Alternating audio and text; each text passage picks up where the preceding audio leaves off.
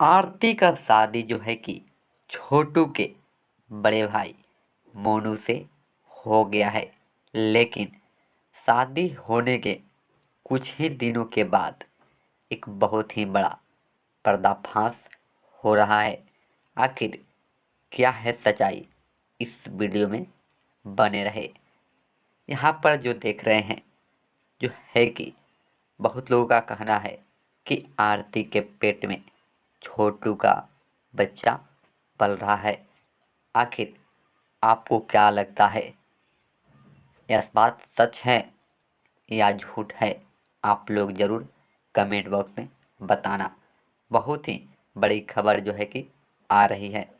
इससे पहले कि चैनल पर नए हो तो चैनल को सब्सक्राइब कर देना और आरती और छोटू कमेंट बॉक्स पे ज़रूर आप सब लिख देना और शेयर भी से कर देना।